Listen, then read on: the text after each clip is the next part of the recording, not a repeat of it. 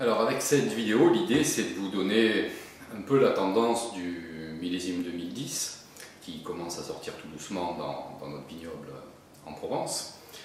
Alors peut-être vous le savez, il y a eu lieu lundi 7 mars 2011 au Forum du Casino hier, une très belle dégustation organisée par le comité interprofessionnel des Côtes de Provence qui nous donne la possibilité de déguster l'ensemble du millésime. Alors c'est un rendez-vous un petit peu incontournable qu'on a chaque année puisqu'on a la possibilité de rencontrer presque 150 vignerons qui présentent donc les nouveaux millésimes. Donc cette année évidemment c'était 2010. Le nouveau millésime sur les rosés, sur les blancs. En revanche les rouges peut-être pas, chez certains oui, chez d'autres non. Ils avaient plutôt tendance à nous présenter les millésimes qui étaient eux à la vente. Puisque déguster des rouges aujourd'hui c'est encore un petit peu tôt. Beaucoup sont encore en cours d'élevage, donc à la limite ça n'a pas réellement un intérêt. Voilà. Donc l'idée de cette dégustation c'est d'avoir un large panel en fait, à disposition et pouvoir goûter vraiment un choix extrêmement large sur le dernier millésime. Alors ce qui fait la particularité de la Provence c'est les rosés. Alors on a eu l'occasion de goûter beaucoup de vins rosés. L'idée était toujours, encore une fois, d'en dégager une tendance et après quelques cas particuliers sur des domaines qui peuvent nous intéresser.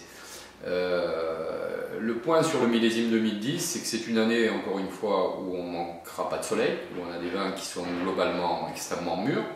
Mais c'est vrai que ces dernières années, chaque millésime est véritablement différent, avec un comportement vraiment différent, encore une fois, j'emploie ce mot différent, d'une propriété à une autre, quel qu'en soit le secteur.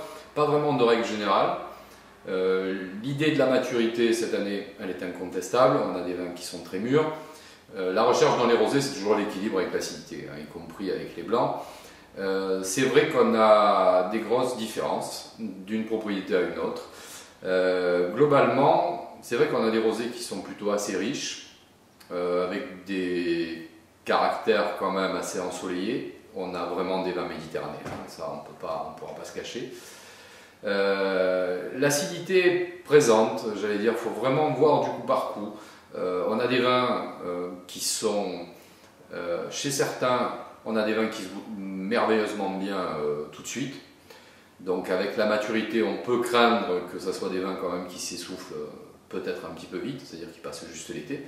Et que, curieusement, dans d'autres domaines, on a des vins avec de la structure, de l'acidité, mais des vins qui se goûtent un petit peu moins maintenant, en fait. C'est-à-dire, c'est des vins qui sera plus intéressant à goûter à partir du mois de juin, à partir du mois de juillet, qui seront parfaits pour l'été, mais qui, en revanche, auront peut-être une durée de vie un petit peu plus longue.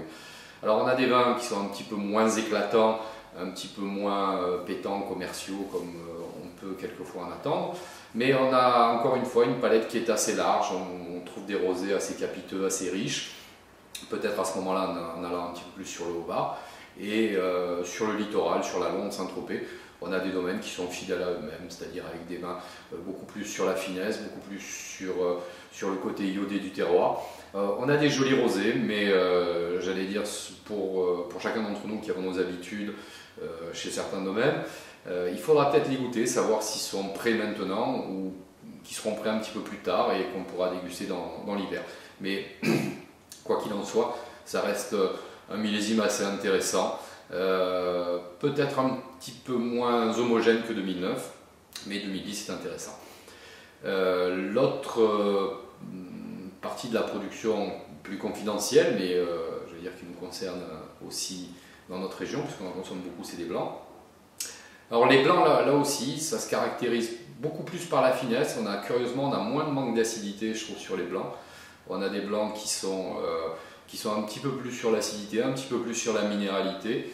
J'ai trouvé quand même globalement un comportement sur les vins du Haut-Var extrêmement intéressant, avec une véritable différence marquée par rapport aux vins du littoral.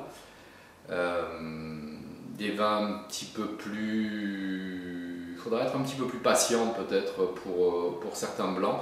Là aussi on a moins le côté éclatant d'une mise en bouteille précoce. Donc je pense que ça sera des vins qui seront très bien au début de l'été et puis qui auront un comportement dans